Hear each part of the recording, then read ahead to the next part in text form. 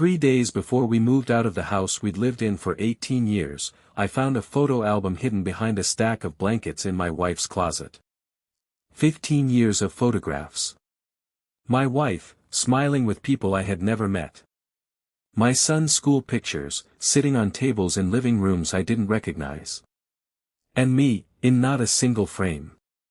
Then I found a note in her handwriting, taped inside the back cover, meant for our son. Please don't mention this to David. He still thinks Daniel left us years ago.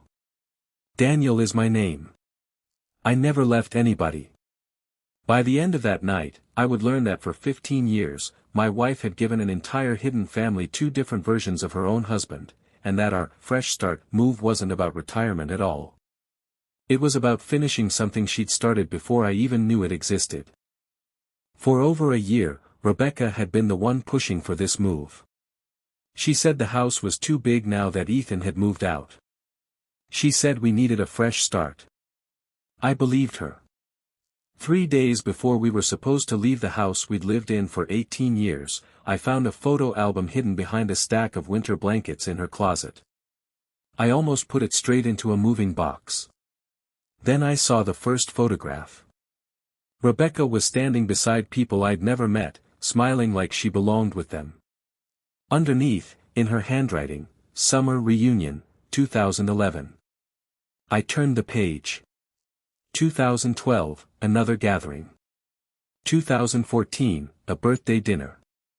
2017, a weekend at a lake house. Year after year, my wife had been living moments of her life I knew nothing about. Hundreds of photographs, almost 15 years of them. Rebecca was in nearly every one. I wasn't in a single picture. At first I thought I'd discovered another family. I was wrong. The people in that album knew I existed. They'd apparently been hearing about me for years, just not as Daniel Mercer. An old folded card slipped from between 2 pages. Inside, in Rebecca's handwriting. Please don't mention this to David. He still thinks Daniel left us years ago. David. I had never heard that name in 24 years of marriage. And I had never left anybody. That evening, Rebecca walked in and found me on the floor surrounded by 15 years of photographs. Her face changed instantly. You weren't supposed to know them yet, she whispered. Yet. That word told me this album wasn't hiding her past. It was hiding something she'd been preparing for our future. Rebecca sat on the edge of the bed. Who is David? I asked. My nephew, she said. Thomas's son. Thomas, her younger brother, the one she told me had died in his 20s. Apparently that, too, had been a lie. I turned more pages. Captions everywhere, Rebecca and David. Aunt Rebecca came home. Everyone together again. Home. Not visiting. Home. Then a photo from 6 years earlier, Rebecca beside an elderly woman I recognized. Years ago that same woman had approached us in a grocery store, and Rebecca had introduced her as a former coworker. The caption under this photo read, Mom finally got Rebecca back. You told me your mother was dead, I said. She didn't die. I left when I was 19, after a bad falling out. I cut contact with almost everyone. 15 years ago, she found me again. A small photograph slipped from the back cover. On its reverse, in Rebecca's hand. Everyone remember, if Daniel ever comes with me, his name is Andrew. Andrew? I said. That's what they know you as. Her voice was barely audible. To my family, Daniel Mercer is the man I told them I escaped from. Andrew is the husband I supposedly married after. 2 versions of me. Both me. Why would you do that? Because when my mother found me again, she asked about my life, and I panicked. I told her my marriage had fallen apart, that you'd left. Months later she found out I was still married, so I invented Andrew rather than admit I'd lied to her. I felt sick, but I could at least follow the logic. A small lie in a moment of fear, calcified over years into something monstrous. Does Ethan know about them? No. Do they know about him? Her silence was the answer. I kept turning pages and found a photo of Rebecca and David at a backyard table, and on that table, framed, Ethan's 13-year-old school portrait. Then Ethan at 16. Ethan graduating. Ethan's first day of college. Our son's life had been quietly traveling into a family neither of us had told him about. Taped inside the back cover was an envelope. Not addressed to me. Not to Rebecca. Ethan. Underneath his name, give him this afterward. After what, Rebecca? She wiped her face. After we moved. I opened the envelope. Rebecca lunged toward it. Daniel, don't, but I stepped back. You've had 15 years to decide what I was allowed to know. You're done deciding.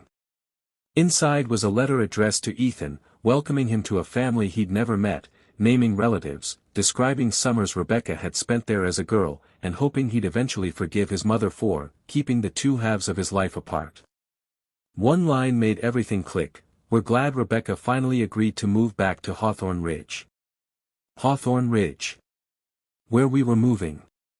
Rebecca had shown me the town 8 months earlier as though she'd stumbled onto it, quiet streets, lower taxes, hiking trails. Maybe this is where we grow old, she'd said.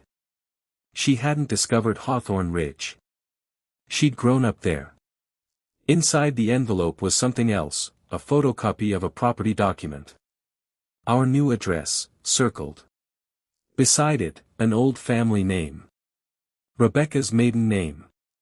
You told me we bought that house from a retired couple. We did. But the land was originally my grandfather's. Walter's. I asked the question I was most afraid of. Why now? My mother is getting older. Everyone was tired of pretending Ethan didn't exist to them. Rebecca told me the rest in pieces that night. She had been married once before, briefly, 11 months, to a man named Michael. It ended when Michael became fixated on her family's land, a parcel her grandfather Walter had fought to keep decades earlier during a development dispute, a dispute in which, it turned out, my own late father, Robert Mercer, had played a part. In the late 1980s my father had worked for a property developer. Forged documents nearly cost Walter his land. My father discovered the forgery had come from above him, brought Walter the proof privately, and lost his job for it. Walter never forgot. He set aside a private promise, if that land was ever sold, a share of the proceeds belonged to Robert Mercer or his descendants. Me. Michael learned fragments of this story during his marriage to Rebecca and became convinced there was money to be found in it. When Rebecca refused to help him pressure her family, the marriage ended. But Michael didn't let go of the idea. Here was the piece that had never been clear to me before. Michael hadn't only chased the land after the divorce. Before Rebecca and I ever met, he'd found out that Robert Mercer had a son, and he told Rebecca. Curious, and, she admitted, hoping to learn whether my father had left any paperwork behind, Rebecca arranged to be at a mutual friend's dinner where she knew I'd be. That was how we met. You investigated me before we ever spoke. For a few weeks. Then I stopped looking for your father's papers and started waiting for you to call. It didn't erase the beginning. But she said it plainly, without dressing it up, and for the first time that night I believed she wasn't hiding anything further about that. A trip surfaced in my memory, Ethan 8 months old, a rainy drive Rebecca had always called Vermont. It hadn't been Vermont. It had been Hawthorne Ridge. On that trip, Michael, still trying to build his case about the land, had approached me directly while Rebecca was inside talking to her mother. He told me a version of the property story and handed me copies of old documents. I brought them to Walter, not fully understanding what I was holding. A photograph was taken that day, Rebecca, her mother holding baby Ethan, and me. I had simply forgotten it, the way you forget an odd afternoon 2 decades gone, once nobody around you ever mentions it again. My father had left me a small brass key before he died, tagged WHR, Walter Hawthorne Ridge. Attached to it, I now learned, was a locked wooden box Walter had left with Rebecca's mother, meant for me and Rebecca together, if we ever returned. Rebecca's brother Thomas had a second, uglier role in all this. Short on money in the early 2000s, he'd sold Michael scraps of family information, records, conversations, details about the land, never fully realizing how far Michael intended to use them. When he understood, guilt kept him quiet rather than honest. It was Thomas who, years later, suggested that Andrew alias to Rebecca, not only to protect me from Michael's attention, but, he admitted, because he didn't want questions about Daniel Mercer reaching back to how she and I had actually met, which would have exposed his own dealings with Michael as well. The hardest truth came last. 9 years after we married, Rebecca's family faced a decision: sell a large section of Walter's land to a developer or keep fighting to hold on to it. Michael reappeared, threatening to contest the sale using the old story about my father's forgotten claim. To make the sale go through cleanly, Rebecca signed a family statement declaring that no claim would be made against the proceeds, without transferring my actual rights, and without telling me any of it existed. One parcel was deliberately kept out of that sale, the piece Walter had wanted to stay with the family longest. The piece our new house now sat on. "You didn't choose that house for me," I said. "You chose it to finish something you started without me. I was going to tell you before we closed." "We already closed." She had no answer for that, and for once she didn't try to find one. Michael found out about the move through David, who'd been contacted months earlier by a man claiming he wanted to make peace with the family. David hadn't known who Michael really was to any of us, and told him only that Aunt Rebecca was coming home. 2 days before we left, a security alert went off on my phone: our new house, motion at the front door. I drove there that evening. This time, Michael didn't vanish before I arrived. I found him still on the porch, an envelope in his hand, waiting. He was older than his photographs, quieter than I expected. He didn't threaten me. He simply held the envelope out. "You should have this before you move in," he said.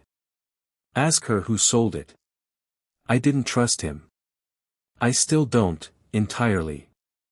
But I took the envelope, and he left without another word, not as a vanishing ghost, but as a tired man who'd spent 20 years on a grievance he no longer seemed to know what to do with. Inside were property records, old correspondence between Michael and Thomas, and one photograph, Rebecca and Michael together in 2011, the same year the album began, sitting at a restaurant. On the back, in Rebecca's handwriting: "I'll do what we discussed. But Daniel can never know why I chose him." I called her. "What did you discuss with him in 2011? Her voice was steady, if barely. "He came to me that year and threatened to tell you and my mother, at the same time, exactly how you and I met, twisted into something worse than it was, to force me into helping him with the land. I told him I'd handle my family my own way, on my own terms, if he stayed out of it. That's what 'I'll do what we discussed' meant. Not that I was working with him. That I was buying time to keep him from wrecking everything before I was ready to tell you myself. You never told me." "No. And every year I didn't, it got harder to start." I drove home and put the note and photograph in front of her. "Why did you marry me, Rebecca?" "At first, because I was curious about your father's papers. Then because I fell in love with you before I ever admitted it to myself. I kept the beginning a secret because I was ashamed of it, not because I was still choosing it." Ethan arrived. David had called him, worried, after Michael's visit came up in a family group chat none of us had known existed. Our son sat across from two people who owed him 15 years of missing context, and Rebecca told him everything without editing it down. When she finished, he asked her one question. "Mom, if Grandpa's land hadn't existed, would Dad and I exist?" "I can't answer what would have happened if we'd never met that way," she said. "But I can tell you why I stayed. Not the land. Not Michael. Not your grandfather's promise. Because after the worst possible beginning, Daniel gave me the best life I've had. It didn't repair anything on its own. Some truths don't repair damage, they just stop more from being added. I told her I wasn't ready to decide what happened to our marriage. She didn't try to talk me out of that, which was, in its own way, the first honest thing she'd done in a long time. I kept the album. Not hidden. On the shelf, in the open. On the photo from 2011, where she'd once written, "First year home," I crossed out one word and wrote, "First year." The truth was postponed. If there was going to be another chapter with Rebecca in it, there would be no more Andrew. No more edited Daniel. Only the real name. The real history. Even when the truth made the picture less beautiful.